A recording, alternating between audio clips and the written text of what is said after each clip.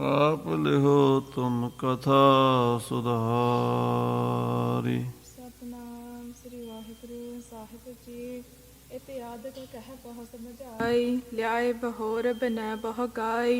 मरवाही निज सदन सिधारी, धरी वस्त ले ले पुन सारी। वाहिगुरु जी का खालसा वाहिगुरु जी की फतेह। ਸਤਿਕਾਰਯੋਗ ਗੁਰੂ ਰੂਪ ਸਾਧ ਸੰਗਤ ਜੀ, ਧੰਨ ਧੰਨ ਸਤਿਗੁਰੂ ਸ੍ਰੀ ਗੁਰੂ ਗ੍ਰੰਥ ਸਾਹਿਬ ਜੀ ਦੀ ਗੋਦ ਵਿੱਚ ਬੈਠੇ ਹੋ।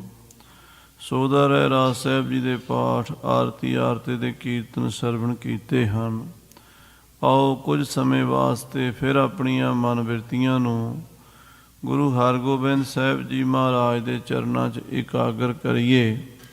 ਜਿਸ ਸਮੇਂ 6ਵੇਂ ਪਾਤਸ਼ਾਹ ਜੀ ਨੇ ਗੁਰਿਆਈ ਦਾ ਤਿਲਕ ਆਪਣੇ ਛੋਟੇ ਪੋਤਰੇ ਸ੍ਰੀ ਗੁਰੂ ਹਰਿਰਾਏ ਸਾਹਿਬ ਜੀ ਨੂੰ ਦਿੱਤਾ, ਤਾਂ ਗੁਰੂ ਘਰ ਦੇ ਵਿੱਚ ਥੋੜ੍ਹਾ ਵਿਰੋਧ ਵੀ ਹੋਇਆ। ਮਾਤਾ ਮਹਾਦੇਵੀ ਜੀ, ਜਿਨ੍ਹਾਂ ਨੂੰ ਮਰਵਾਈ ਜੀ ਕਹਿੰਦੇ ਹਾਂ, ਇਸ ਗੱਲ ਤੋਂ ਨਾਰਾਜ਼ ਹੋ ਕੇ ਆਪਣੇ ਪੁੱਤਰ ਬਾਬੇ ਸੂਰਜਮਲ ਨੂੰ ਲੈ ਕੇ ਕੀਰਤਪੁਰ ਤੋਂ ਤੁਰ ਪਏ ਕਿ ਸਾਨੂੰ ਕੁਛ ਵਡਿਆਈ ਨਹੀਂ ਦਿੱਤੀ, ਸਾਨੂੰ ਕੋਈ ਜ਼ਿੰਮੇਵਾਰੀ ਨਹੀਂ ਦਿੱਤੀ। ਮੇਰੇ ਪੁੱਤਰ ਦਾ ਹੱਕ ਬਣਦਾ ਸੀ ਗੁਰਿਆਈ ਗੱਦੀ ਦਾ, ਮੇਰਾ ਪੁੱਤਰ ਹੁਣ ਕੀ ਇੱਥੇ ਕਰੇਗਾ, ਅਸੀਂ ਇੱਥੋਂ ਚੱਲੇ ਹਾਂ।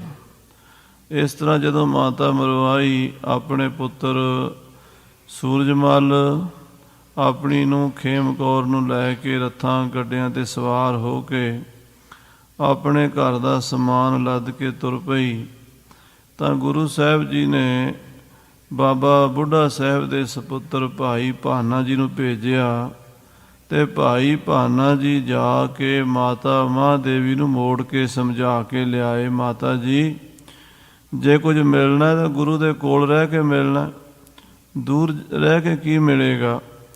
ਇਹ ਵਸਤੂ ਜਿਹੜੀ ਹੈ ਗੁਰੂ ਦੀ ਮਰਜ਼ੀ ਅਨੁਸਾਰ ਮਿਲਦੀ ਹੈ, ਸੇਵਾ ਕਰਨ ਵਾਲਿਆਂ ਨੂੰ ਮਿਲਦੀ ਹੈ। ਜਿਨ੍ਹਾਂ ਨੂੰ ਉਹਨਾਂ ਨੇ ਗੱਦੀ ਦਿੱਤੀ ਹੈ ਸਾਨੂੰ ਪ੍ਰਵਾਨ ਕਰ ਲੈਣਾ ਚਾਹੀਦਾ ਹੈ। ਤੁਹਾਡੇ ਪੁੱਤਰ ਨੂੰ ਕੋਈ ਕਮੀ ਨਹੀਂ ਆਏਗੀ।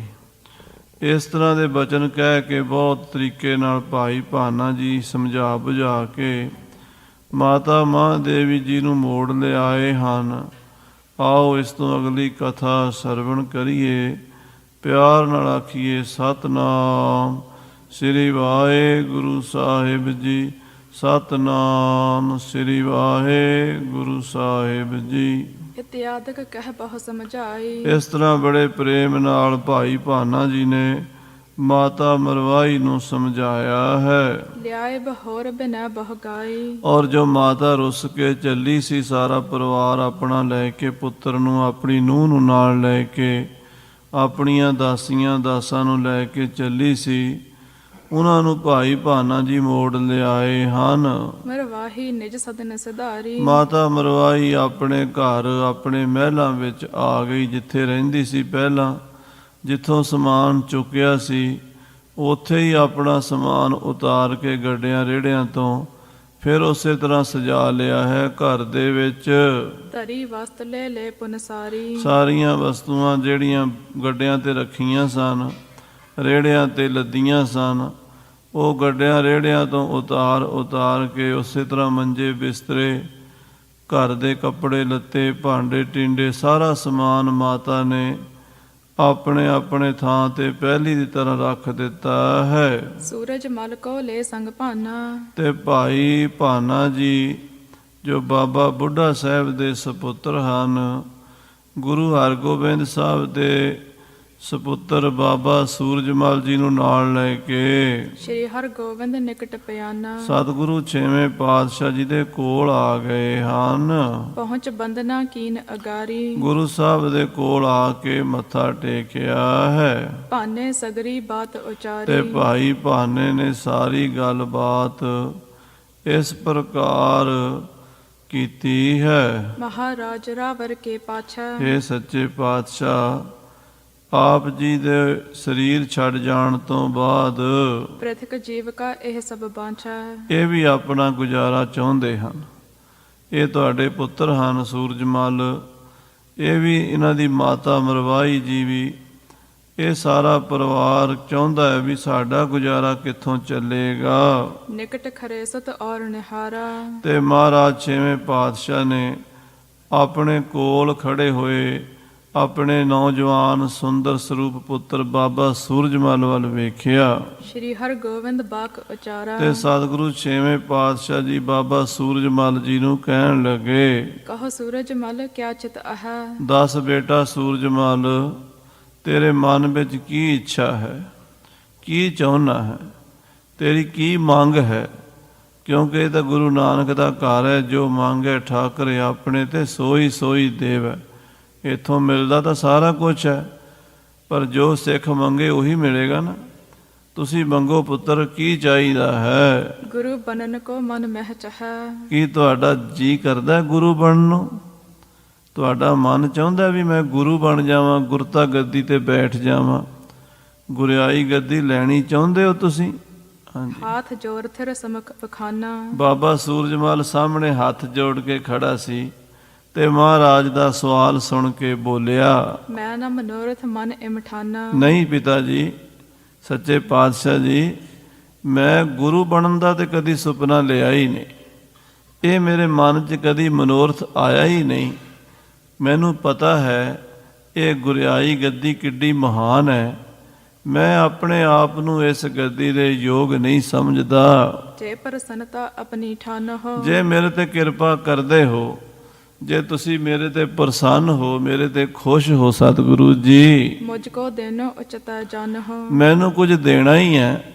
ਜੇ ਤੁਸੀਂ ਮੈਨੂੰ ਕੁਝ ਦੇਣਾ ਚਾਹੁੰਦੇ ਹੋ ਤਾਂ ਸਿੱਖੀ ਆਪਣੀ ਮੁਝ ਦੀਜਾ। ਆਹਾ, ਬਾਬਾ ਸੂਰਜਮਲ ਕਹਿੰਦੇ ਮੈਨੂੰ ਆਪਣੀ ਸਿੱਖੀ ਦੇ ਦਿਓ, ਮੈਨੂੰ ਆਪਣੇ ਚਰਨਾਂ ਦਾ ਦਾਸ ਬਣਾ ਲਓ, ਕਿਉਂਕਿ ਸਿੱਖੀ ਵਰਗੀ ਪਦਵੀ ਦੁਨੀਆ ਤੇ ਕੋਈ ਨਹੀਂ। ਮੈਨੂੰ ਆਪਣਾ ਸਿੱਖ ਬਣਾ ਲਓ ਸੱਚੇ ਪਾਤਸ਼ਾਹ ਜੀ। ਗੁਰਤਾ ਭਾਰ ਨ ਸਹਾ ਲਖੀਜੈ। ਮੈਂ ਗੁਰਿਆਈ ਦਾ ਭਾਰ ਨਹੀਂ ਚੁੱਕ ਸਕਦਾ। ਗੁਰਿਆਈ ਦਾ ਭਾਰ ਬੜਾ ਮਹਾਨ ਹੈ, ਬਹੁਤ ਭਾਰਾ ਹੈ। ਉਹ ਪੰਡ ਮੇਥੋਂ ਨਹੀਂ ਚੁੱਕੀ ਜਾਂਦੀ। ਮੈਨੂੰ ਤਾਂ ਸਿੱਖੀ ਦਾ ਰੁਤਬਾ ਦੇ ਦਿਓ, ਮੈਂ ਤੁਹਾਡਾ ਸਿੱਖ ਬਣਿਆ ਰਵਾਂ। ਇਸ ਤੋਂ ਵੱਡੀ ਮੈਨੂੰ ਹੋਰ ਕੋਈ ਵੀ ਇੱਛਾ ਨਹੀਂ ਹੈ। ਸੁਨਤ ਪ੍ਰਸੰਨ ਕਿਰਪਾ ਨਿਧ ਹੋਏ। ਸਾਹਿਬ ਸ੍ਰੀ ਗੁਰੂ ਹਰਗੋਬਿੰਦ ਸਾਹਿਬ ਜੀ ਆਪਣੇ ਜਵਾਨ ਪੁੱਤਰ ਬਾਬਾ ਸੂਰਜਮਲ ਜੀ ਦੀ ਗੱਲ ਸੁਣ ਕੇ ਬੜੇ ਪ੍ਰਸੰਨ ਹੋਏ ਹਨ। ਸੋ ਪ੍ਰਸੰਨ ਹੋਏ ਸਤ ਅਵਲੋਏ। ਔਰ ਸੱਚੇ ਪਾਤਸ਼ਾਹ ਜੀ ਪ੍ਰਸੰਨ ਹੋ ਕੇ ਆਪਣੇ ਸਪੁੱਤਰ ਵੱਲ ਵੇਖਦੇ ਹਨ। ਸਾਧ ਸਾਧ ਤੈ ਸਭ ਕਿਛ ਨੀਨਾ। ਕਹਿੰਦੇ ਸ਼ਾਬਾਸ਼ ਪੁੱਤਰ ਸ਼ਾਬਾਸ਼, ਸੂਰਜਮਲ ਸ਼ਾਬਾਸ਼, ਤੂੰ ਸਾਰਾ ਕੁਝ ਹੀ ਲੈ ਲਿਆ ਹੈ। ਜਿਸ ਨੇ ਸਿੱਖੀ ਲੈ ਲਈ ਨਾ, ਉਹਨੇ ਸਾਰਾ ਕੁਝ ਲੈ ਲਿਆ। ਇਸ ਦੁਨੀਆ ਵਿੱਚ ਸਿੱਖੀ ਦੀ ਪਦਵੀ ਸਭ ਤੋਂ ਉੱਤਮ ਪਦਵੀ ਹੈ। ਗੁਰਤਾ ਆਦਿਕ ਜੇ ਵਥ ਪੀਨਾ। ਜਿਹੜੀਆਂ ਗੁਰਿਆਈਆਂ, ਵਡਿਆਈਆਂ, ਗੱਦੀਆਂ ਉਹ ਵੀ ਵਿੱਚੇ ਆ ਜਾਂਦੀਆਂ ਨੇ। ਜਦੋਂ ਸਿੱਖ ਬਣ ਜੇ ਨਾ, ਸਿੱਖ ਗੁਰੂ ਦਾ ਹੀ ਰੂਪ ਹੁੰਦਾ। ਆਖੋ ਸ੍ਰੀ ਵਾਹਿਗੁਰੂ। ਗੁਰੂ ਸਿੱਖ, ਸਿੱਖ ਗੁਰੂ ਹੈ ਏਕੋ। ਗੁਰੂ ਉਪਦੇਸ਼ ਚਲਾਏ। ਗੁਰੂ ਤੇ ਸਿੱਖ, ਸਿੱਖ ਤੇ ਗੁਰੂ ਇੱਕੋ ਹੀ ਹੁੰਦੇ ਨੇ। ਜਿਹੜੇ ਗੁਰੂ ਦੇ ਉਪਦੇਸ਼ ਤੇ ਚੱਲਦੇ ਨੇ ਗੁਰੂ ਹੀ ਹੁੰਦੇ ਨੇ। ਉਹ ਗੁਰਸਿੱਖਾਂ ਅੰਦਰ ਸਤਿਗੁਰੂ ਵਰਤੈ। ਗੁਰੂ ਸਿੱਖਾਂ ਦੇ ਵਿੱਚ ਵਰਤਦਾ। ਗੁਰੂ ਸਤਵੇਂ ਅਸਮਾਨ ਤੇ ਨਹੀਂ ਰਹਿੰਦਾ। ਗੁਰੂ ਆਪਣੇ ਸਿੱਖਾਂ ਦੇ ਦਿਲ 'ਚ ਰਹਿੰਦਾ। ਸਿੱਖਾਂ ਦੀ ਜ਼ੁਬਾਨ ਤੇ ਗੁਰੂ ਰਹਿੰਦਾ। ਗੁਰੂ ਬੋਲ ਦਵੇ, ਸਿੱਖ ਮੋੜ ਸਕਦੇ ਨੇ। ਸਿੱਖ ਬੋਲ ਦਵੇ, ਗੁਰੂ ਮੋੜ ਨਹੀਂ ਸਕਦਾ। ਆਖੋ ਸਤਨਾਮ ਸ੍ਰੀ ਵਾਹਿਗੁਰੂ। ਇਸ ਕਰਕੇ ਗੁਰਸਿੱਖਾਂ ਦੀ ਵੱਡੀ ਵਡਿਆਈ ਹੈ। ਹਾਂਜੀ, ਸਿੱਖੀ ਕੇ ਅਧੀਨ ਹੈ ਸਾਰੀ। ਮਹਾਰਾਜ ਕਹਿੰਦੇ ਪੁੱਤਰ, ਦੁਨੀਆ ਦੀਆਂ ਸਾਰੀਆਂ ਵਡਿਆਈਆਂ ਸਿੱਖੀ ਦੇ ਅਧੀਨ ਹਨ। ਬਸ ਜਿਹੜਾ ਸਿੱਖ ਬਣ ਗਿਆ, ਉਹ ਗੁਰੂ ਵੀ ਬਣ ਗਿਆ, ਉਹ ਰੱਬ ਵੀ ਬਣ ਗਿਆ। ਜਿਹੜਾ ਸਿੱਖ ਨਹੀਂ ਬਣਿਆ, ਉਹ ਨਾ ਗੁਰੂ ਬਣ ਸਕਦਾ, ਨਾ ਰੱਬ ਬਣ ਸਕਦਾ, ਨਾ ਉਹ ਬੰਦਾ ਬਣ ਸਕਦਾ, ਉਹ ਤਾਂ ਇਨਸਾਨ ਹੀ ਨਹੀਂ ਬਣ ਸਕਦਾ। ਸਭ ਤੋਂ ਵੱਡੀ ਪਦਵੀ ਗੁਰਸਿੱਖੀ ਦੀ ਹੈ। ਹਾਂਜੀ, ਬਦ ਹੈ ਬੰਸ ਬਹੁਤੋ ਹੈ ਅਗਾਰੀ। ਪੁੱਤਰ, ਤੂੰ ਸਾਨੂੰ ਖੁਸ਼ ਕਰ ਦਿੱਤਾ। ਸੂਰਜਮਲ, ਤੇਰੀ ਕੁੱਲ ਬੜੀ ਵੱਡੀ ਵਧੇਗੀ, ਤੇਰਾ ਵੰਸ਼ ਚੱਲੇਗਾ।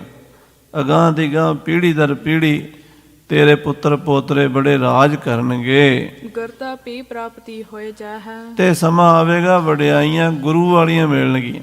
ਆਖੋ ਸਤਨਾਮ ਸ੍ਰੀ ਵਾਹਿਗੁਰੂ। ਸਾਧ ਸੰਗਤ ਜੀ, ਬਾਬਾ ਸੂਰਜਮਲ ਦੇ ਪੋਤਰੇ ਬਾਬਾ ਸ਼ਾਮ ਸਿੰਘ ਤੇ ਗੁਲਾਬ ਸਿੰਘ ਇਹ 10ਵੇਂ ਪਾਤਸ਼ਾਹ ਦੇ ਨਾਲ ਰਹਿੰਦੇ ਰਹੇ। ਗੁਲਾਬ ਰਾਏ ਸ਼ਾਮ ਰਾਏ ਨਾਂ ਸਨ। ਬਾਅਦ 'ਚ ਖੰਡੇ ਦਾ ਅੰਮ੍ਰਿਤ ਛਕ ਲਿਆ ਸੀ। ਬਾਬਾ ਗੁਲਾਬ ਸਿੰਘ ਜੀ ਬਾਬਾ ਸ਼ਾਮ ਸਿੰਘ ਜੀ ਬਣ ਗਏ। ਜਦੋਂ ਮਹਾਰਾਜ ਨੇ ਅਨੰਦਪੁਰ ਸਾਹਿਬ ਦਾ ਕਿਲ੍ਹਾ ਛੱਡਿਆ, ਸਰਸਾ ਨਦੀ ਦੇ ਕੰਢੇ 'ਤੇ ਪਰਿਵਾਰ ਵਿਛੋੜਾ ਹੋਇਆ। 10ਵੇਂ ਪਾਤਸ਼ਾਹ ਨੇ ਬਾਬਾ ਸ਼ਾਮ ਸਿੰਘ ਤੇ ਗੁਲਾਬ ਸਿੰਘ ਨੂੰ ਕੋਲ ਬੁਲਾ ਕੇ ਹੁਕਮਨਾਮਾ ਦਿੱਤਾ, ਜਾਓ ਇਹ ਹੁਕਮਨਾਮਾ ਲੈ ਕੇ ਨਾਹਣ ਦੇ ਰਾਜੇ ਮੇਦਨੀ ਪ੍ਰਕਾਸ਼ ਕੋਲ ਚਲੇ ਜਾਓ। ਉਹਨੂੰ ਕਿਹਾ ਜੇ ਸਾਨੂੰ 10ਵੇਂ ਪਾਤਸ਼ਾਹ ਨੇ ਤੁਹਾਡੇ ਕੋਲ ਭੇਜਿਆ। ਹੁਕਮਨਾਮੇ 'ਚ ਗੁਰੂ ਸਾਹਿਬ ਨੇ ਲਿਖਿਆ, ਰਾਜਾ ਮੇਦਨੀ ਪ੍ਰਕਾਸ਼ ਇਹ ਸਾਡੇ ਭਤੀਜੇ ਗੁਰੂ ਹਰਗੋਬਿੰਦ ਸਾਹਿਬ 6ਵੇਂ ਪਾਤਸ਼ਾਹ ਦੇ ਪੜਪੋਤਰੇ ਬਾਬਾ ਸ਼ਾਮ ਸਿੰਘ ਤੇ ਗੁਲਾਬ ਸਿੰਘ ਤੁਹਾਡੇ ਕੋਲ ਆ ਰਹੇ ਨੇ। ਇਹਨਾਂ ਦੀ ਹਰ ਤਰ੍ਹਾਂ ਦੀ ਸੇਵਾ ਕਰਨੀ ਹੈ। ਇੱਕ ਪਿੰਡ ਇਹਨਾਂ ਨੂੰ ਜਗੀਰ ਦਾ ਦੇ ਦਿਓ, ਇਹ ਆਪਣਾ ਗੁਜ਼ਾਰਾ ਕਰਦੇ ਰਹਿਣ। ਨਾਹਣ ਦੇ ਰਾਜੇ ਨੇ ਬਾਬਾ ਗੁਲਾਬ ਸਿੰਘ ਬਾਬਾ ਸ਼ਾਮ ਸਿੰਘ ਨੂੰ ਇੱਕ ਪਿੰਡ ਜਗੀਰ ਦਿੱਤਾ ਸੀ। ਉੱਥੇ ਫਿਰ ਇਹ ਦੋਵੇਂ ਮਹਾਂਪੁਰਸ਼ ਦੋਵੇਂ ਭਰਾ ਕਾਫੀ ਸਮਾਂ ਰਹੇ। ਫਿਰ ਜਦੋਂ ਅਨੰਦਪੁਰ ਸਾਹਿਬ ਠੰਡ ਠੰਡੌਲਾ ਹੋ ਗਿਆ ਤੇ ਬਾਬਾ ਸ਼ਾਮ ਸਿੰਘ ਤੇ ਗੁਲਾਬ ਸਿੰਘ ਵਾਪਸ ਅਨੰਦਪੁਰ ਸਾਹਿਬ ਆ ਗਏ। ਗੁਲਾਬ ਸਿੰਘ ਥੋੜ੍ਹਾ ਜਿਹਾ ਹੰਕਾਰੀ ਬਿਰਤੀ ਦਾ ਸੀ। ਉਹ ਗੁਰੂ ਗੋਬਿੰਦ ਸਿੰਘ ਸਾਹਿਬ ਦੀ ਗੱਦੀ ਦੇ ਉੱਤੇ ਬੈਠ ਗਿਆ, ਕਹਿੰਦਾ ਮੈਂ ਗੁਰੂ ਹਾਂ। ਬਾਬਾ ਗੁਰਬਖਸ਼ ਉਦਾਸੀ ਮਹਾਂਪੁਰਸ਼ ਨੇ ਆਖਿਆ ਵੀ ਗੁਰੂ ਦੀ ਥਾਂ 'ਤੇ ਨਹੀਂ ਤੂੰ ਬਹਿ ਸਕਦਾ ਤੇ ਜਾਂ ਤੇਰੀ ਬੰਸ ਖਤਮ ਹੋ ਜਾਏਗੀ। 2 ਪੁੱਤਰ ਸਨ, ਦੋਵੇਂ ਹੀ ਮਰ ਗਏ। ਗੁਲਾਬ ਸਿੰਘ ਦੀ ਬੰਸ ਨਹੀਂ ਚੱਲੀ। ਸ਼ਾਮ ਸਿੰਘ ਜਿਹੜਾ ਸੀ ਉਹ ਸ਼ਰਧਾ ਵਾਲਾ ਸੀ, ਬਾਬਾ ਸੂਰਜਮਲ ਦਾ ਪੋਤਰਾ ਸੀ, ਉਹਦੀ ਬੰਸ ਹੁਣ ਵੀ ਚੱਲਦੀ ਹੈ। ਅਨੰਦਪੁਰ ਸਾਹਿਬ ਵਾਲੇ ਸੋਢੀ ਉਹਨਾਂ ਵਿੱਚੋਂ ਹੀ ਹਨ। ਪਿੱਛੇ ਜੀ ਇੱਕ ਹਾਈ ਕੋਰਟ ਦੇ ਰਿਟਾਇਰ ਹੋਏ ਨੇ ਜੱਜ, ਜਿਨ੍ਹਾਂ ਨੇ ਸਾਧ ਸੰਗਤ ਜੀ ਇੰਦਰਾ ਗਾਂਧੀ ਦੇ ਕਾਤਲ ਭਾਈ ਸਤਵੰਤ ਸਿੰਘ ਜੀ ਦਾ ਕੇਸ ਲੜਿਆ ਸੀਗਾ ਵਕੀਲ ਬਣ ਕੇ। ਕਿਉਂਕਿ ਸਤਵੰਤ ਸਿੰਘ ਇੰਦਰਾ ਗਾਂਧੀ ਨੂੰ ਜਦੋਂ ਸੋਧਾ ਲਾ ਦਿੱਤਾ ਤੇ ਕੋਈ ਉਹਦਾ ਕੇਸ ਨਹੀਂ ਸੀ ਲੜਦਾ ਸਤਵੰਤ ਸਿੰਘ ਦਾ। ਉਹ ਸੋਢੀ ਜਿਹੜਾ ਵਕੀਲ ਸੀ ਉਹ ਗੁਰੂ ਮਹਾਰਾਜ ਦੇ ਗੁਰੂ ਹਰਗੋਬਿੰਦ ਸਾਹਿਬ ਦੇ ਵੱਡੇ ਪੁੱਤਰ ਬਾਬਾ ਸੂਰਜਮਲ ਦੀ ਔਲਾਦ ਵਿੱਚੋਂ ਉਹਨਾਂ ਨੇ ਕੇਸ ਲੜਿਆ ਸੀਗਾ। ਅਜੇ ਵੀ ਉਹ ਪਰਿਵਾਰ ਉੱਥੇ ਅਨੰਦਪੁਰ ਸਾਹਿਬ ਵਿੱਚ ਵੀ ਰਹਿੰਦੇ ਨੇ, ਬੰਬੇ ਦਿੱਲੀ ਹੋਰ ਸ਼ਹਿਰਾਂ ਵਿੱਚ ਵੀ ਫੈਲ ਚੁੱਕੇ ਨੇ, ਬਾਹਰਲੇ ਮੁਲਕਾਂ 'ਚ ਵੀ ਹੋਣਗੇ। ਵੱਡਾ ਪਰਿਵਾਰ ਹੈ। ਮਹਾਰਾਜ ਕਹਿੰਦੇ ਤੇਰਾ ਵੰਸ਼ ਬੜਾ ਚੱਲੇਗਾ, ਅਦਕ ਵਡਾਈ ਕੋ ਤਬ ਪੈ ਹੈ, ਤੇ ਬੜੀ ਵਡਿਆਈ ਮਿਲੇਗੀ, ਬਹੁਤ ਸੋਭਾ ਮਿਲੇਗੀ, ਤੁਹਾਡਾ ਬੜਾ ਪ੍ਰਤਾਪ ਹੋਵੇਗਾ। ਚਲਹਿ ਪੰਥ ਮੇਰੋ ਜਗ ਭਾਰੀ, ਮੇਰਾ ਖਾਲਸਾ ਪੰਥ ਪੈਦਾ ਹੋਵੇਗਾ। 6ਵੇਂ ਪਾਤਸ਼ਾਹ ਕਹਿੰਦੇ ਨੇ ਬੜਾ ਪੰਥ ਸਿੱਖੀ ਫੈਲੇਗੀ ਦੇਸਾਂ ਪ੍ਰਦੇਸਾਂ ਵਿੱਚ। ਸੋ ਸਭ ਪੂਜਾ ਕਰਹਿ ਤੁਮਾਰੀ, ਉਹ ਸੋਢੀਆਂ ਦਾ ਬੜਾ ਸਤਿਕਾਰ ਕਰਿਆ ਕਰਨਗੇ। ਅਨੰਦਪੁਰ ਸਾਹਿਬ ਸ਼੍ਰੋਮਣੀ ਕਮੇਟੀ ਦੇ ਕਬਜ਼ੇ ਤੋਂ ਪਹਿਲਾਂ ਸੋਢੀਆਂ ਦਾ ਹੀ ਪ੍ਰਬੰਧ ਸੀ, ਕੇਸਗੜ੍ਹ ਸਾਹਿਬ ਅਤੇ ਬਾਕੀ ਗੁਰਦੁਆਰਿਆਂ 'ਤੇ। ਜਦੋਂ ਮਹੱਲਾ ਚੜ੍ਹਦਾ ਸੀ, ਜਿੱਥੇ ਨਿਹੰਗ ਸਿੰਘਾਂ ਦੇ ਦਲਾਂ ਦੇ ਜਥੇਦਾਰ ਘੋੜਿਆਂ 'ਤੇ ਸਵਾਰ ਹੁੰਦੇ ਸਨ, ਉੱਥੇ ਸਾਧ ਸੰਗਤ ਜੀ ਸੋਢੀ ਸਾਹਿਬਜ਼ਾਦੇ ਵੀ ਹਾਥੀਆਂ ਘੋੜਿਆਂ 'ਤੇ ਬਹਿ ਕੇ ਨਾਲ ਮਹੱਲੇ ਚੜ੍ਹਿਆ ਕਰਦੇ ਸਨ। ਇਹ ਤਾਂ ਜਦੋਂ ਸ਼੍ਰੋਮਣੀ ਗੁਰਦੁਆਰਾ ਪ੍ਰਬੰਧਕ ਕਮੇਟੀ ਨੇ ਕਬਜ਼ਾ ਲਿਆ ਸੋਢੀਆਂ ਕੋਲੋਂ, ਫਿਰ ਹੌਲੇ ਹੌਲੇ ਮਰਜ਼ਾਦਾ ਜਿਹੜੀ ਹੈ ਉਹ ਥੋੜ੍ਹੀ ਚੇਂਜ ਹੋ ਗਈ ਹੈ। ਪਹਿਲਾਂ ਸਾਰੇ ਗੁਰਦੁਆਰਿਆਂ ਦਾ ਦੇਖਭਾਲ ਪ੍ਰਬੰਧ ਸੋਢੀ ਸਾਹਿਬਜ਼ਾਦੇ ਬਾਬਾ ਸੂਰਜਮਲ ਦੀ ਅੰਸ-ਬੰਸ ਵਾਲੇ ਕਰਦੇ ਸਨ, ਅਨੰਦਪੁਰ ਸਾਹਿਬ ਔਰ ਕੀਰਤਪੁਰ ਸਾਹਿਬ। ਹਾਂਜੀ, ਕਿਸੂ ਵਸਤ ਕੀ ਕਮੀ ਨਾ ਹੋਏ। ਮਹਾਰਾਜ ਕਹਿੰਦੇ ਖਾਲਸਾ ਪੰਥ ਹੋਲੇ ਮਹੱਲੇ ਤੇ ਆਇਆ ਕਰੇਗਾ, ਇੰਨੀ ਭੇਟਾ ਚੜਾਇਆ ਕਰਨਗੇ, ਤੁਹਾਨੂੰ ਕਿਸੇ ਚੀਜ਼ ਦੀ ਕਮੀ ਨਹੀਂ ਰਹੇਗੀ। ਸੂਰਜਮਲ ਤੁਹਾਨੂੰ ਗੁਰੂਆਂ ਤਰ੍ਹਾਂ ਪੂਜਿਆ ਕਰਨਗੇ, ਗੁਰੂ ਦੇ ਪੁੱਤਰ ਜਾਣ ਕੇ ਵੀ ਗੁਰੂ ਦੇ ਸਾਹਿਬਜ਼ਾਦੇ ਹਨ, ਗੁਰੂ ਦੇ ਪੋਤਰੇ ਪੜਪੋਤਰੇ ਹਨ, ਬੜੀ ਮਾਨਤਾ ਹੋਵੇਗੀ। ਆਸਨ ਜ ਬੰਸ ਤੋਂ ਹੈ ਜਗ ਜੋਏ, ਹਾਂ, ਤੁਹਾਡਾ ਵੰਸ਼ ਜਿਹੜਾ ਹੈ ਉਹ ਦੁਨੀਆ ਵਿੱਚ ਫੈਲੇਗਾ, ਬਹੁਤ ਚੱਲੇਗਾ। ਸਿੱਖੀ ਚਾਚਨ ਤੇ ਸਭ ਪਾਏ, ਕਿਉਂਕਿ ਭਾਈ ਸੂਰਜਮਲ ਤੂੰ ਸਿੱਖੀ ਮੰਗ ਲਈ ਹੈ ਨਾ, ਸਾਰਾ ਕੁਝ ਮਿਲ ਗਿਆ ਹੈ। ਸਿੱਖੀ ਦੇ ਵਿੱਚ ਹਾਥੀ ਦੇ ਪੈਰ 'ਚ ਸਾਰੀਆਂ ਪੈੜਾਂ ਆ ਜਾਂਦੀਆਂ, ਹਾਥੀ ਦੀ ਪੈੜ 'ਚ ਸਾਰੀਆਂ ਪੈੜਾਂ ਆ ਜਾਂਦੀਆਂ, ਸਿੱਖੀ 'ਚ ਸਾਰੇ ਸੁੱਖ ਆ ਜਾਂਦੇ, ਸਾਰੀਆਂ ਬਖਸ਼ਾਂ ਆ ਜਾਂਦੀਆਂ। ਤੂੰ ਸਿੱਖੀ ਮੰਗ ਲਈ ਹੈ, ਤੋਹਿ ਬੰਸ ਕੀ ਵਧਹਿ ਵਡਾਈ। ਹੇ ਪੁੱਤਰ ਤੇਰੇ ਬੰਸ ਦੀ ਬੜੀ ਵਡਿਆਈ ਵਧੇਗੀ, ਬੜੀ ਸੋਭਾ ਹੋਵੇਗੀ। ਗੁਰੂ ਪਿਤਾ ਕੇ ਸੁਨ ਕਰ ਬੈਨ। ਸ੍ਰੀ ਗੁਰੂ ਹਰਗੋਬਿੰਦ ਸਾਹਿਬ ਪਿਤਾ ਜੀ ਦੇ ਬਚਨ ਸੁਣ ਕੇ ਬੰਧਨ ਕੀਨ ਨੀਚ ਕਰਨੈਨ। ਨੇਤਰ ਨੀਵੇਂ ਕੀਤੇ ਸੁਣਦਾ ਰਿਹਾ ਖੜਾ ਬਾਬਾ ਸੂਰਜਮਲ। ਜਦੋਂ ਹਜੂਰ ਤੋਂ ਵਰ ਮਿਲਿਆ ਵੀ ਤੇਰਾ ਬੰਸ ਬੜਾ ਵਧੇਗਾ, ਬੜੀ ਮਾਨਤਾ ਹੋਵੇਗੀ ਤੇ ਗੁਰੂਆਂ ਤਰ੍ਹਾਂ ਲੋਕ ਪੂਜਾ ਕਰਨਗੇ। ਛੇਵੇਂ ਪਾਤਸ਼ਾਹ ਦੇ ਪਿਤਾ ਦੇ ਚਰਨਾਂ ਤੇ ਬਾਬਾ ਸੂਰਜਮਲ ਜੀ ਨੇ ਮੱਥਾ ਟੇਕਿਆ। ਸਕਲ ਬਾਕ ਜਨਨੀ ਸੰਗ ਕਹੇ। ਜਾ ਕੇ ਆਪਣੀ ਮਾਂ ਨੂੰ ਕਿਹਾ, ਮਾਂ ਹੁਣ ਆਪਾਂ ਕੋਈ ਉਜਰ ਨਹੀਂ ਕਰਨਾ, ਹੁਣ ਆਪਾਂ ਕੋਈ ਗੁਰੂ ਸਾਹਿਬ ਨਾਲ ਬਹਿਸ ਮੁਬੈਸਾ ਨਹੀਂ ਕਰਨਾ। ਜੋ ਉਹਨਾਂ ਨੇ ਸਾਨੂੰ ਦਿੱਤਾ ਹੈ ਸ਼ਾਇਦ ਹੋਰ ਕਿਸੇ ਨੂੰ ਨਾ ਦਿੱਤਾ ਹੋਵੇ। ਸਤਿਗੁਰੂ ਜੀ ਨੇ ਵਰ ਦਿੱਤਾ ਵੀ ਤੇਰਾ ਬੰਸ ਬੜਾ ਵਧੇਗਾ, ਰਾਜਿਆਂ ਮਹਾਰਾਜਿਆਂ ਵਾਲੀ ਸ਼ਾਨ ਹੋਵੇਗੀ ਤੇ ਸਿੱਖੀ ਦੇ ਵਿੱਚ ਬੜਾ ਸਤਿਕਾਰ ਹੋਵੇਗਾ। ਮਾਂ ਮੈਂ ਸਿੱਖੀ ਮੰਗੀ ਹੈ ਤੇ ਗੁਰੂ ਸਾਹਿਬ ਖੁਸ਼ ਹੋ ਕੇ ਸਾਰਾ ਕੁਝ ਹੀ ਦੇ ਦਿੱਤਾ ਹੈ। ਸੁਨ ਕਛ ਰਿਸ ਔਰ ਹਾਨੀ ਲਹੇ। ਕਹਿੰਦੇ ਮਾਤਾ ਸੁਣ ਕੇ ਫਿਰ ਵੀ ਥੋੜਾ ਨਾਰਾਜ਼ ਹੋਈ, ਫਿਰ ਵੀ ਗੁੱਸਾ ਮਨ ਵਿੱਚ, ਇਹ ਗੱਲ ਵੀ ਮੇਰੇ ਪੁੱਤਰ ਨੂੰ ਗੁਰਿਆਈ ਕਿਉਂ ਨਹੀਂ ਮਿਲੀ। ਪਰ ਹੁਣ ਮਾਂ ਪੁੱਤਰ ਦਾ ਕਹਿਣਾ ਮੰਨ ਕੇ ਚੁੱਪ ਜ਼ਰੂਰ ਕਰ ਗਈ। ਨਿਸ਼ਫਲ ਬਾਕ ਨ ਇਨਕੇ ਹੋਏ। ਇਹ ਮਾਤਾ ਨੂੰ ਪਤਾ ਸੀ ਨਾ ਵੀ ਸਤਿਗੁਰਾਂ ਦੀ ਰਸਨਾ ਦੇ ਬੋਲ ਖਾਲੀ ਨਹੀਂ ਜਾਣਗੇ। ਜੋ ਮਹਾਰਾਜ ਨੇ ਕਿਹਾ ਹੈ ਵੀ ਤੇਰਾ ਬੰਸ ਵਧੇਗਾ, ਮਾਈਆਂ ਨੂੰ ਇਹ ਬੜਾ ਹੁੰਦਾ ਵੀ ਮੇਰੇ ਪੁੱਤਰ ਪੋਤਰੇ ਬਹੁਤ ਹੋਣ। ਹੁਣ ਤਾਂ ਸਾਧ ਸੰਗਤ ਜੀ ਸਾਡੇ ਸਮਾਜ ਦੇ ਵਿੱਚ ਗਿਣਤੀਆਂ ਮਿਣਤੀਆਂ 'ਚ ਪੈ ਗਏ ਆ। ਪਹਿਲਾਂ ਮਾਈਆਂ ਕਹਿੰਦੀਆਂ ਸੀ ਵੀ ਜਿੰਨੇ ਜ਼ਿਆਦਾ ਪੁੱਤਰ ਹੋਣ ਓਨੀ ਖੁਸ਼ੀ। 7 ਤੇ ਆਮ ਹੁੰਦੇ ਸੀਗੇ। ਤੇ ਜਦੋਂ ਮਹਾਰਾਜ ਗੁਰੂ ਅਰਜਨ ਦੇਵ ਜੀ ਸਰੋਵਰ ਦੀ ਸੇਵਾ ਕਰਾ ਰਹੇ ਸੀ ਤੇ ਇੱਟਾਂ ਬਣ ਰਹੀਆਂ ਸੀ ਨਾ, ਭੱਠੇ ਚੱਲ ਰਹੇ ਸੀ ਅੰਮ੍ਰਿਤਸਰ, ਤੇ ਭੱਠਿਆਂ ਵਾਸਤੇ ਬਾਲਣ ਦੀ ਲੋੜ ਪੈ ਗਈ। ਉੱਤੋਂ ਬਰਸਾਤ ਦਾ ਮੌਸਮ ਸੀਗਾ, ਸਾਵਣ ਦਾ ਮਹੀਨਾ, ਤੇ ਪਾਥੀਆਂ ਆਮ ਉਦੋਂ ਬਾਲਣ ਹੁੰਦਾ ਸੀ ਪਿੰਡਾਂ ਦੇ ਵਿੱਚ। ਗੋਹਾ ਪਾਥੀਆਂ ਬੀਬੀਆਂ ਨੇ ਪੱਥ ਲੈਣੀਆਂ ਤੇ ਗੁਹਾਰਿਆਂ ਦੇ ਵਿੱਚ ਘੀਰਿਆਂ 'ਚ ਰੱਖ ਛੱਡਣੀਆਂ। ਜਦੋਂ ਇਹੋ ਜਿਹੀ ਮੌਸਮ ਉੱਥੋਂ ਕੱਢ ਕੇ ਵਰਤਣੀਆਂ। ਭਾਈ ਸਾਲੋ ਜੀ ਬ੍ਰਹਮ ਗਿਆਨੀ ਗਏ ਪਿੰਡਾਂ ਵਿੱਚ, ਆਲੇ ਦੁਆਲੇ ਮਾਝੇ ਦੇ ਪਿੰਡਾਂ 'ਚ ਵੀ ਬੀਬੀਆਂ ਨੂੰ, ਭਾਈ ਗੁਰੂ ਘਰ ਦੀ ਸੇਵਾ ਲਈ ਪਾਥੀਆਂ ਦਿਓ। ਬੀਬੀਆਂ ਕੋਈ ਵੀ ਨਾ ਪਾਥੀਆਂ ਦੇਣ। ਹੈਂ ਬਾਬਾ ਜੀ ਸਾਡਾ ਤੇ ਮਸੀਂ ਗੁਜ਼ਾਰਾ ਪਾਥੀਆਂ ਦਾ, ਸਾਡੇ ਤੇ ਉੱਤੋਂ ਸਾਉਣ ਦਾ ਮਹੀਨਾ, ਅਸੀਂ ਕੀ ਕਰਾਂਗੇ।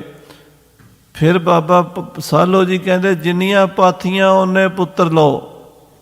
ਇਹ ਬਚਨ ਕਰਤਾ, ਜਿੰਨੀਆਂ ਪਾਥੀਆਂ ਓਨੇ ਹੀ ਪੁੱਤਰ। ਮਾਈਆਂ ਕਹਿੰਦੀ ਲਓ ਬਾਬਾ ਜੀ ਲਓ। ਪੰਡਾਂ ਦੀਆਂ ਪੰਡਾਂ ਗੱਡਿਆਂ 'ਤੇ ਲੱਦ ਕੇ ਸ੍ਰੀ ਅੰਮ੍ਰਿਤਸਰ ਭੇਜਤੀਆਂ। ਸੱਚੇ ਪਾਤਸ਼ਾਹ ਗੁਰੂ ਅਰਜਨ ਦੇਵ ਜੀ ਨੂੰ ਪਤਾ ਲੱਗਾ। ਮਹਾਰਾਜ ਕਹਿੰਦੇ ਭਾਈ ਸਾਹਿਬ ਜੀ ਇੰਨਾ ਸਸਤਾ ਸੌਦਾ ਵੰਡ ਆਏ, ਪਾਥੀਆਂ ਦੇ ਬਦਲੇ ਪੁੱਤਰ ਦੇ ਆਏ। ਕਹਿਣ ਲੱਗਾ ਸੱਚੇ ਪਾਤਸ਼ਾਹ ਇਹ ਗੁਰੂ ਰਾਮਦਾਸ ਦੇ ਸਰੋਵਰ ਦੀ ਸੇਵਾ ਇਹ ਸਿਰੇ ਲੱਗਣੀ ਚਾਹੀਦੀ ਹੈ। ਤੁਹਾਡੇ ਘਰ ਕਿਹੜਾ ਘਾਟਾ ਹੈ, ਵੰਡੀ ਜਾਓ ਦੁਨੀਆ ਨੂੰ, ਤੁਸੀਂ ਦੇਣਾ, ਮੈਂ ਤਾਂ ਸਿਰਫ ਬਚਨ ਹੀ ਕੀਤਾ। ਤਾਂ ਹਜੂਰ ਖੁਸ਼ ਹੋ ਕੇ ਕਹਿਣ ਲੱਗੇ ਜਿਹੜਾ ਤੇਰੇ ਦਰਬਾਰ 'ਚ ਪਾਥੀਆਂ ਚੜਾਏਗਾ ਉਹਨੂੰ ਪੁੱਤਰ ਹੋਇਆ ਕਰੇਗਾ। ਅਜੇ ਵੀ ਤੁਸੀਂ ਸਾਧ ਸੰਗਤ ਜੀ ਅੰਮ੍ਰਿਤਸਰ ਚਲੇ ਜਾਓ, ਭਾਈ ਸਾਲੋ ਦਾ ਟੋਭਾ ਗੁਰਦੁਆਰਾ ਹੈ ਅੰਮ੍ਰਿਤਸਰ ਦੇ ਵਿੱਚ, ਕਿਲ੍ਹਾ ਲੋਹਗੜ੍ਹ ਦੇ ਨਾਲ ਸਾਲੋ ਦਾ ਟੋਭਾ। ਉੱਥੇ ਜਾਓ, ਪਾਥੀਆਂ ਚੜਾਓ ਤੇ ਅਰਦਾਸ ਕਰਾਓ ਤੇ ਆਉਂਦੇ ਸਾਲ ਨੂੰ ਪੁੱਤਰ ਹੋ ਜਾਂਦਾ। ਗੱਲ ਤੇ ਨਿਸ਼ਚੇ ਤੇ ਵਿਸ਼ਵਾਸ ਦੀ ਹੈ ਨਾ, ਗੁਰੂ ਦੇ ਬਚਨਾਂ ਉੱਤੇ ਜਿਨ੍ਹਾਂ ਦਾ ਭਰੋਸਾ ਹੈ। ਜਿਹਦਾ ਵਿਸ਼ਵਾਸ ਹੀ ਕੋਈ ਨਹੀਂ, ਉਹਨੂੰ ਗੁਰੂ ਸਾਹਮਣੇ ਬੈਠਾ ਹੋਵੇ ਤਾਂ ਵੀ ਨਹੀਂ ਵਿਸ਼ਵਾਸ ਆਉਂਦਾ। ਸੋ ਰਹੋ ਵਿਚਾਰ। ਇਹ ਮਾਈਆਂ ਬੀਬੀਆਂ ਨੂੰ ਹੁੰਦਾ ਵੀ ਸਾਡੇ ਵੰਸ਼ ਚੱਲੇਗਾ, ਗਾਂ ਪੁੱਤ ਪੋਤੇ ਪੜੋਤੇ ਹੋਣਗੇ, ਹੋਰ ਕੀ ਚਾਹੀਦਾ। ਮਾਈ ਇੰਨੇ ਜੀ ਖੁਸ਼ ਹੋ ਗਈ ਮਾਤਾ ਮਾਨ ਦੇਵੀ ਵੀ ਮੇਰੇ ਪੁੱਤ ਪੋਤੇ ਬਹੁਤ ਰਾਜ ਕਰਨਗੇ। ਇਹ ਗੁਰੂ ਸਾਹਿਬ ਨੇ ਵਰ ਦੇ ਦਿੱਤਾ ਹੈ। ਇਹੋ ਵਿਸ਼ਵਾਸ ਸਦਾ ਮਨ ਭੋਏ। ਇਹ ਤਾਂ ਵਿਸ਼ਵਾਸ ਮਾਤਾ ਨੂੰ ਹੈ ਹੀ ਸੀ। ਗੁਰੂ ਘਰ 'ਚ ਰਹਿੰਦੀ ਸੀ, ਗੁਰੂ ਸਾਹਿਬ ਦੀ ਧਰਮ ਪਤਨੀ ਸੀ, ਸਤਿਗੁਰੂ ਛੇਵੇਂ ਪਾਤਸ਼ਾਹ ਦੇ ਬਚਨਾਂ ਦੀ ਸਮਰੱਥਾ ਤੇ ਤਾਂ ਵਿਸ਼ਵਾਸ ਸੀ। ਕਹਿਣ ਲੱਗੀ ਜੇ ਤੇਰੇ ਪਿਤਾ ਨੇ ਕਹਿ ਦਿੱਤਾ ਨਾ ਪੁੱਤਰ ਸੂਰਜਮਲ, ਫਿਰ ਠੀਕ ਹੈ, ਆਪਣੀ ਚੜ੍ਹਦੀ ਕਲਾ ਹੀ ਰਹੇਗੀ ਜਿਹਦੇ ਮੈਂ ਸਤਿਗੁਰਾਂ ਨੇ ਬਚਨ ਕੀਤਾ ਹੈ। ਹਾਂਜੀ, ਤੋਹਰਾ ਇਮ ਮਰਵਾਹੀ ਤੀਰ ਕੁਛ, ਇਹਦਾ ਮਾਤਾ ਮਹਾਦੇਵੀ ਜੀ ਮਰਵਾਈ ਜੀ ਕੁਛ ਕੁ ਹੌਸਲਾ ਕੀਤਾ ਰਹੀ ਪਾਏ ਘਰ ਮਾਹੇ, ਤੇ ਧੀਰਜ ਕਰਕੇ ਆਪਣੇ ਘਰ ਦੇ ਵਿੱਚ ਬੈਠੀ ਹੈ। ਤਉ ਅਦਕ ਚਿੰਤਾ ਹਿਰਦੈ, ਫਿਰ ਵੀ ਮਨ ਵਿੱਚ ਇੱਕ ਗੱਲ ਦੀ ਚਿੰਤਾ ਬਹੁਤ ਸਤਾਉਂਦੀ ਹੈ ਵੀ ਆਉਣ ਵਾਲਾ ਸਮਾਂ ਹੁਣ ਪਤਾ ਨਹੀਂ ਕਿੱਦਾਂ ਦਾ ਹੋਵੇਗਾ। ਜਰੀ ਜਾਤ ਸੋ ਨਾਹੇ, ਉਹ ਜਿਹੜੀ ਚਿੰਤਾ ਹੈ ਉਹ ਅੰਦਰੋਂ ਫਿਰ ਸ਼ੁਰੂ ਹੋ ਜਾਂਦੀ। ਇਨਸਾਨ ਦਾ ਮਨ ਹੈ ਇਹ ਛੇਤੀ ਕੀਤਿਆਂ ਨਹੀਂ ਟਿਕਦਾ। ਤੋ ਮਾਤਾ ਮਰਵਾਈ ਬੋਲਦੀ ਤਾਂ ਨਹੀਂ, ਕੋਈ ਨਾਰਾਜ਼ਗੀ ਨਹੀਂ ਕਰਦੀ, ਕੋਈ ਕਿਸੇ ਤਰ੍ਹਾਂ ਦਾ ਇਤਰਾਜ਼ ਨਹੀਂ ਕਰਦੀ, ਪਰ ਮਨ ਵਿੱਚ ਰਹਿੰਦਾ ਹੈ ਵੀ ਹੁਣ ਪਤਾ ਨਹੀਂ ਆਉਣ ਵਾਲੇ ਦਿਨ ਕਿੱਦਾਂ ਦੇ ਆਉਣੇ ਹਨ। ਪੂਰਬ ਸੂਰਤ ਬਿਪਰਾ ਹੋਵਾ, ਕਹਿੰਦੀ ਬੜਾ ਉਲਟਾ ਕੰਮ ਹੋ ਗਿਆ ਹੈ। ਛੂਛਾ ਆਪਨ ਪੁੱਤਰ ਕੋ ਜੋਵਾ, ਮੇਰਾ ਪੁੱਤਰ ਗੁਰੂ ਬਣਨਾ ਚਾਹੀਦਾ ਸੀ, ਗੁਰਿਆਈ ਗੱਦੀ ਤੇ ਨਹੀਂ ਬਹਿ ਸਕਿਆ ਮੇਰਾ ਪੁੱਤਰ ਸੂਰਜਮਲ। ਗਿਰਤਾ ਲਹੀ ਸ਼ਰੀਕ ਵਿਚਾਰੈ, ਸ਼ਰੀਕਾਂ ਦੇ ਘਰ ਗੱਦੀ ਚਲੀ ਗਈ ਹੈ, ਭਤੀਜਾ ਗੁਰੂ ਬਣ ਗਿਆ ਹੈ। ਹਮ ਨਿਰਬਲ ਹੋਏ ਸੋ ਬਲ ਧਾਰੈ, ਅਸੀਂ ਹੌਲੇ ਹੌਲੇ ਕਮਜ਼ੋਰ ਹੋ ਜਾਾਂਗੇ, ਹਰ ਰਾਏ ਹੌਲੇ ਹੌਲੇ ਤਕੜਾ ਹੋ ਜਾਏਗਾ। ਕੰਤ ਸਰੀਰ ਕਿਤਕ ਦਿਨ ਕੇਰਾ, ਪਤੀ ਦੇਵ ਛੇਵੇਂ ਪਾਤਸ਼ਾਹ ਜੀ ਦਾ ਤਾਂ ਸਰੀਰ ਥੋੜੇ ਦਿਨਾਂ ਦਾ ਹੈ। ਇਹਨਾਂ ਨੇ ਤਾਂ ਹੁਣ ਗੱਦੀ ਜ਼ਿੰਮੇਵਾਰੀ ਆਪਣੇ ਪੋਤੇ ਨੂੰ ਦੇ ਦਿੱਤੀ ਹੈ।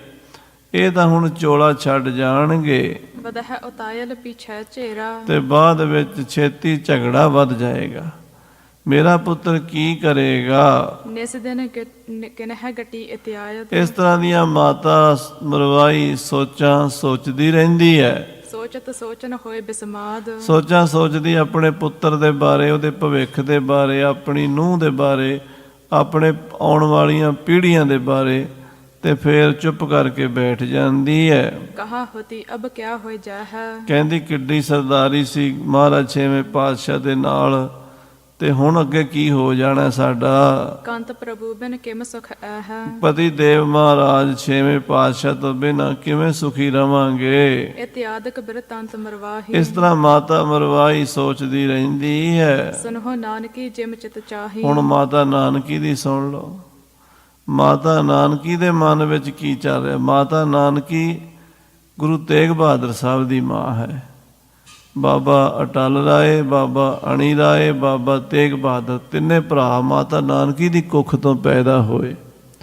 ਮਾਤਾ ਨਾਨਕੀ ਸੋਚਦੀ ਹੈ, ਅਤ ਚਿੰਤਾਤਰ ਪਈ ਵਿਚਾਰੀ, ਮਾਤਾ ਨਾਨਕੀ ਬੜੀ ਚਿੰਤਤ ਹੈ ਵਿਚਾਰੀ, ਉਹਨੂੰ ਜ਼ਿਆਦਾ ਚਿੰਤਾ ਹੈ।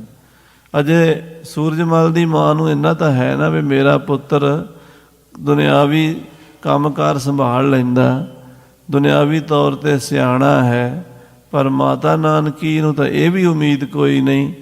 ਉਹ ਤਾਂ ਸੋਚਦੀ ਮੇਰਾ ਪੁੱਤਰ ਮਸਤਾਨਾ ਹੈ। ਹਾਂਜੀ, ਆਚਕ ਕਹਾ ਕੰਤ ਕ੍ਰਿਤਕਾਰੀ, ਇਹ ਸੱਚੇ ਪਾਤਸ਼ਾਹ ਜੀ ਨੇ ਅਚਾਨਕ ਕੀ ਖੇਡ ਰਚਾ ਦਿੱਤੀ ਹੈ। ਪੁੱਤਰ ਗਰੀਬ ਨਾ ਜਾਣੈ ਕਾਊ, ਮੇਰਾ ਪੁੱਤਰ ਗਰੀਬ ਹੈ ਤੇਗ ਬਹਾਦਰ, ਇਹਨੂੰ ਕੋਈ ਜਾਣਦਾ ਨਹੀਂ, ਇਹ ਵੀ ਕੁਛ ਨਹੀਂ ਜਾਣਦਾ। ਦੁਨਿਆਵੀ ਕੰਮਕਾਰ, ਲੋਕਾਂ ਨਾਲ ਮਿਲਣਾ ਗਿਲਣਾ, ਸਮਾਜ ਵਿੱਚ ਵਿਚਰਨਾ, ਇਹ ਭੋਲਾ ਹੈ। ਮੇਰਾ ਤੇਗ ਬਹਾਦਰ ਚਲਾਕੀਆਂ ਹੁਸ਼ਿਆਰੀਆਂ ਨਹੀਂ ਜਾਣਦਾ। ਸਦਾ ਮਸਤ ਜਿਮ ਸਰਲ ਸੁਭਾਉ, ਸਦਾ ਮਸਤ ਰਹਿੰਦਾ, ਸਰਲ ਸੁਭਾਅ ਹੈ। ਅੱਠੇ ਪਹਿਰ ਪਰਮੇਸ਼ਰ ਦਾ ਨਾਮ ਜਪਦਾ ਹੈ। ਇਹਨੂੰ ਹੋਰ ਦੁਨਿਆਵੀ ਚਲਾਕੀਆਂ ਹੁਸ਼ਿਆਰੀਆਂ ਨਹੀਂ ਆਉਂਦੀਆਂ। ਜਗ ਕੇ ਚਤੁਰਾਈ ਵਿਵਹਾਰੇ, ਜਿਹੜੇ ਦੁਨਿਆਵੀ ਵਿਹਾਰ ਹਨ, ਲੈਣ ਦੇਣ, ਦੁਨੀਆ 'ਚ ਕਿਵੇਂ ਜੀਣਾ ਹੈ, ਲੋਕਾਂ ਨਾਲ ਕਿਵੇਂ ਵਰਤਣਾ ਹੈ, ਬੜੀ ਚਲਾਕੀ ਹੁਸ਼ਿਆਰੀ ਨਾਲ ਜੀਣਾ ਪੈਂਦਾ। ਲੋਕ ਜੀਣ ਨਹੀਂ ਦਿੰਦੇ। ਮੇਰਾ ਪੁੱਤਰ ਕਿਵੇਂ ਜੀਏਗਾ, ਕਿਵੇਂ ਗੁਜ਼ਾਰਾ ਕਰੇਗਾ।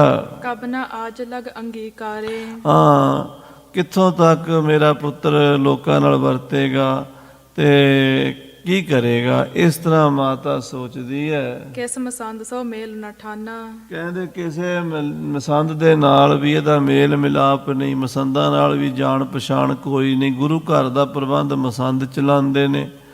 ਜੇ ਮਸੰਦ ਕੋਈ ਨਾਲ ਰਲੇ ਹੋਣ ਤੇ ਮਦਦ ਕਰਨਗੇ, ਪਰ ਮੇਰਾ ਪੁੱਤਰ ਤੇ ਕਿਸੇ ਮਸੰਦ ਨੂੰ ਗੱਲ ਕਰਦਾ ਹੀ ਨਹੀਂ।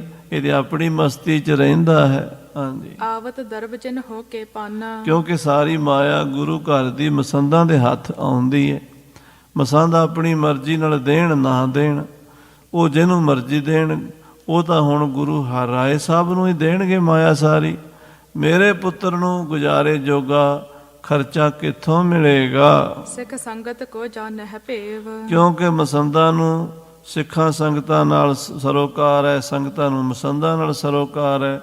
ਮੇਰਾ ਪੁੱਤਰ ਇਹਨਾਂ ਗੱਲਾਂ ਨੂੰ ਜਾਣਦਾ ਨਹੀਂ। ਮਸਤਕ ਟੇਕ ਹੈ ਸਮ ਗੁਰਦੇਵ। ਸਾਰੀਆਂ ਸੰਗਤਾਂ ਜਿਹੜੀਆਂ ਨੇ ਉਹ ਹਰ ਰਾਏ ਨੂੰ ਪੂਜਣਗੀਆਂ, ਉਹਨਾਂ ਦੀ ਪੂਜਾ ਹੋਵੇਗੀ, ਗੁਰੂ ਜਾਣਨਗੇ ਸਾਰੇ ਉਹਨਾਂ ਨੂੰ। ਨਾ ਹਿਤਾ ਏਕਾਕੀ ਬਹੁ ਬੈਸੇ। ਹਾਂ, ਨਹੀਂ ਤਾਂ ਮੇਰਾ ਪੁੱਤਰ ਜਿਹੜਾ ਹੈ ਤਾਂ ਇਕੱਲਾ ਹੀ ਬੈਠਾ ਰਹੇ। ਜੇ ਮਸੰਦ ਕਿਸੇ ਨੂੰ ਲੈ ਕੇ ਆਉਣਗੇ ਤੇ ਕੋਈ 4 ਪੈਸੇ ਕੋਈ ਮੱਥਾ ਟੇਕ ਦੇਗਾ, ਨਹੀਂ ਤਾਂ ਵਿਚਾਰਾ ਮੇਰਾ ਪੁੱਤਰ ਬੈਠਾ ਰਹੇਗਾ। ਨਹਿ ਜਾਣਹਿ ਕਰ ਕੀ ਕ੍ਰਿਤ ਕੈਸੇ। ਕਿਉਂਕਿ ਮੇਰੇ ਪੁੱਤਰ ਨੂੰ ਦੁਨਿਆਵੀ ਗੱਲਾਂ ਬਾਤਾਂ ਕੰਮਕਾਰ ਕੋਈ ਆਉਂਦਾ ਨਹੀਂ।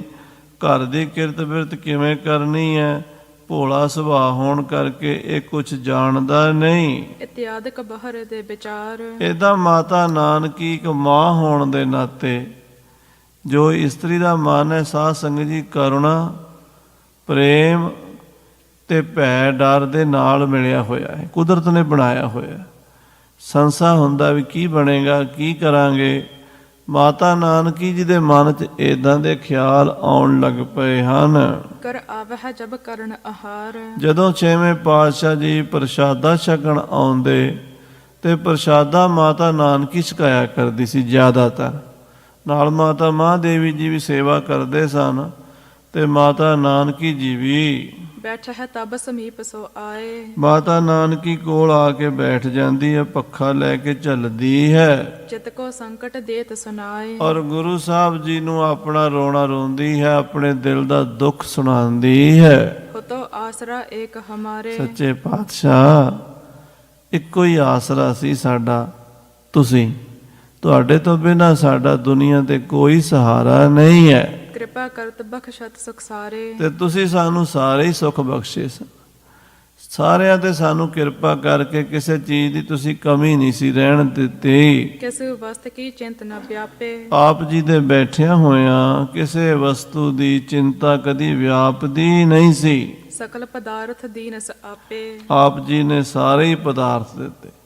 ਆਪ ਜੀ ਦੀ ਕਿਰਪਾ ਨਾਲ ਖਾਣ ਪੀਣ ਪਹਿਨਣ ਦੀ ਕਿਸੇ ਚੀਜ਼ ਦੀ ਤੰਗੀ ਨਹੀਂ ਵੇਖੀ ਕਦੀ ਵੀ। ਪਿੱਛੇ ਕਹਾਂ ਕਰ ਹੈ ਸੁਤ ਮੇਰੋ। ਪਰ ਮਹਾਰਾਜ, ਤੁਹਾਡੇ ਤੋਂ ਬਾਅਦ ਮੇਰਾ ਤੇਗ ਬਹਾਦਰ ਕੀ ਕਰੇਗਾ? ਜਿਨਹੁ ਨ ਜਗ ਮਹਿ ਕੁਛ ਕ੍ਰਿਤ ਕੇਰੋ। ਕਿਉਂਕਿ ਮੇਰੇ ਪੁੱਤਰ ਨੂੰ ਕੋਈ ਦੁਨਿਆਵੀ ਕੰਮਕਾਰ ਕਰਨਾ ਨਹੀਂ ਆਉਂਦਾ। ਉਦਾਸੀਨ ਬ੍ਰਿਤ ਰਹਿ ਇਕਾਕੀ। ਮੇਰਾ ਤੇਗ ਬਹਾਦਰ ਉਦਾਸੀਨ ਬਿਰਤੀ ਰੱਖਦਾ ਹੈ, ਇਕੱਲਾ ਰਹਿ ਕੇ ਪਸੰਦ ਹੈ। ਕਿਸੇ ਨਾਲ ਗੱਲਬਾਤ ਕਰਕੇ ਮਿਲ ਗਿਲ ਕੇ ਹੱਸ ਖੇਡ ਕੇ ਖੁਸ਼ ਨਹੀਂ ਹੁੰਦਾ। ਉਹ ਇਕੱਲਾ ਬੈਠਾ ਰਹਿੰਦਾ, ਧਿਆਨ ਲਾ ਕੇ, ਸਮਾਧੀ ਲਾ ਕੇ, ਅੰਤਰਮੁਖੀ ਬਿਰਤੀ ਕਰਕੇ ਰਾਮ ਰਾਮ ਜਪਦਾ ਹੈ। ਉਹ ਕਿਸੇ ਦੇ ਨਾਲ ਲੈਣ ਦੇਣ ਨਹੀਂ ਕਰਦਾ। ਮਿਲਬੋ ਮੁਲਾਕਾਤ ਨਹਿ ਕਾਕੀ। ਉਹਦੀ ਕਿਸੇ ਨਾਲ ਮੁਲਾਕਾਤ ਨਹੀਂ, ਕਿਸੇ ਨਾਲ ਉਹਦਾ ਬਹਿਣ ਉੱਠਣ ਨਹੀਂ, ਕਿਸੇ ਨਾਲ ਉਹਦਾ ਮੇਲ ਮਿਲਾਪ ਨਹੀਂ। ਮੇਰਾ ਤੇਗ ਬਹਾਦਰ ਮਸਤਾਨਾ ਹੈ। ਲਖੋ ਆਪ ਪੀਤਾ ਹੀ ਸੁਭਾਉ। ਤੁਸੀਂ ਵੀ ਜਾਣਦੇ ਹੋ ਮਹਾਰਾਜ, ਤੁਹਾਡਾ ਛੋਟਾ ਪੁੱਤਰ ਹੈ, ਉਹਦੇ ਸੁਭਾਅ ਤੋਂ ਤੁਸੀਂ ਚੰਗੀ ਤਰ੍ਹਾਂ ਵਾਕਫ ਹੋ ਸਤਿਗੁਰੂ ਜੀ। ਹੇਤ ਜੀਵਕਾ ਕਾਰਨ ਕਾਉ। ਹਾਂ, ਉਹ ਰੋਜੀ ਦੇ ਕਾਰਨ, ਪ੍ਰਸ਼ਾਦੇ ਦੇ ਕਾਰਨ ਕਿਹਦਾ ਮੂੰਹ ਵੇਖੇਗਾ, ਕਿਹਦੇ ਅੱਗੇ ਹੱਥ ਅੱਡੇਗਾ, ਕੌਣ ਉਹਦੀ ਮਦਦ ਕਰੇਗਾ, ਕੌਣ ਉਹਨੂੰ ਖਰਚਾ ਦੇਵੇਗਾ। ਇਹ ਵੀ ਸੱਚੇ ਪਾਤਸ਼ਾਹ ਤੁਸੀਂ ਸੋਚੋ। ਛੂਛੇ ਸ਼ੋਰ ਚਾਹ ਹੋਤ ਮਚਾਲੇ। ਤੁਸੀਂ ਸਾਨੂੰ ਖਾਲੀ ਹੱਥ ਛੱਡ ਕੇ ਚੱਲੇ ਹੋ, ਕਿਹਦੇ ਸਹਾਰੇ ਛੱਡ ਕੇ ਚੱਲੇ ਹੋ? ਮਹਾਰਾਜ, ਇਸ ਦੁਨੀਆ 'ਚ ਰਹਿਣ ਲਈ 2 ਰੋਟੀਆਂ ਰੋਜ਼ ਖਾਣੀਆਂ ਪੈਂਦੀਆਂ, ਤਨ ਤੇ ਪਾਉਣ ਵਾਸਤੇ ਮਾੜਾ ਮੋਟਾ ਕੱਪੜਾ ਚਾਹੀਦਾ। ਸੱਜਣ ਮਿੱਤਰ ਰਿਸ਼ਤੇਦਾਰ ਭੈਣ ਭਾਈ ਆ ਜਾਂਦੇ ਤੇ ਉਹਨਾਂ ਦੀ ਸੇਵਾ ਕਰਨ ਵਾਸਤੇ ਖਰਚਾ ਚਾਹੀਦਾ। ਮਹਾਰਾਜ, ਘਰ 'ਚ 100 ਚੀਜ਼ਾਂ ਚਾਹੀਦੀਆਂ। ਤੇਗ ਬਹਾਦਰ ਨੂੰ ਕਿਹਦੇ ਸਹਾਰੇ ਛੱਡ ਚੱਲੇ ਹੋ ਸੱਚੇ ਪਾਤਸ਼ਾਹ ਜੀ? ਕਹੋ ਸੋ ਕਿਸ ਕੇ ਲਾਗੈ ਹੈ ਪਾਲੇ। ਦੱਸੋ ਮਹਾਰਾਜ, ਤੇਗ ਬਹਾਦਰ ਤੇ ਮੈਂ ਕਿਹਦਾ ਲੜ ਫੜਾਂਗੇ, ਕਿਹਦੇ ਪੱਲੇ ਲੱਗਾਂਗੇ, ਕਿਹਦੇ ਅੱਗੇ ਹੱਥ ਅੱਡਾਂਗੇ? ਦਈ ਸ਼ਰੀਕਨ ਕੋ ਵਡਿਆਈ। ਮਹਾਰਾਜ, ਤੁਸੀਂ ਸ਼ਰੀਕ ਨੂੰ ਵਡਿਆਈ ਦੇਤੀ, ਭਾਵ ਸਾਡੇ ਦੂਸਰੇ ਪਰਿਵਾਰ ਦੇ ਵਿੱਚ ਗੱਦੀ ਚਲੀ ਗਈ ਹੈ। ਹਰ ਰਾਏ ਭਤੀਜਾ ਹੈ, ਭਤੀਜਾ ਪਤਾ ਨਹੀਂ ਚਾਚਿਆਂ ਨੂੰ ਪੁੱਛੇਗਾ ਕਿ ਨਹੀਂ ਪੁੱਛੇਗਾ। ਹਾਂਜੀ, ਤਿਨ ਕੇ ਸੰਗ ਨ ਕਿਮ ਬਨ ਆਈ। ਉਹਨਾਂ ਦੇ ਨਾਲ ਸਾਡੀ ਬਣ ਨਹੀਂ ਆਉਣੀ, ਸ਼ਰੀਕੇ 'ਚ ਬਣ ਹੁੰਦੀ ਹੀ ਨਹੀਂ। ਚਾਚੇ ਤਾਇਆਂ ਦੇ ਪੁੱਤਰਾਂ ਵਿੱਚ ਠੀਕ ਹੈ, ਆਪਣੇ ਆਪਣੇ ਘਰ ਕਮਾਉਂਦੇ ਖਾਂਦੇ ਹੋਣ, ਭਾਈਚਾਰਾ ਨਿਭੀ ਜਾਵੇ। ਪਰ ਜੇ ਕਹੇ ਵੀ ਕਿਸੇ ਕੋਲੋਂ ਲੈ ਕੇ ਖਾਣਾ ਪੈ ਜੇ, ਫਿਰ ਕੋਈ ਨਹੀਂ ਹੁੰਦਾ, ਫਿਰ ਕੌਣ ਦਿੰਦਾ ਤੇ ਕੌਣ ਲੈਂਦਾ, ਫਿਰ ਔਖਾ ਹੋ ਜਾਂਦਾ। ਇਸ ਤਰ੍ਹਾਂ ਮਾਤਾ ਨਾਨਕੀ ਜੀ ਉਜਰ 6ਵੇਂ ਪਾਤਸ਼ਾਹ ਕੋਲ ਕਰ ਰਹੇ ਨੇ। ਤੇ ਗੁਰੂ ਸਾਹਿਬ ਕੀ ਬਚਨ ਛੱਡਣਗੇ? ਗੁਰੂ ਹਰਗੋਬਿੰਦ ਸਾਹਿਬ ਮਹਾਰਾਜ ਭਵਿੱਖ ਬਚਨ, ਉਹ ਵੀ ਬਾ ਕਮਾਲ ਬਚਨ ਹਨ। ਆਪਾਂ ਕੱਲ੍ਹ ਨੂੰ ਸਰਵਣ ਕਰਾਂਗੇ। ਸਮੇਂ ਦੇ ਲਿਹਾਜ਼ ਨਾਲ ਸਮਾਪਤੀ ਹੈ।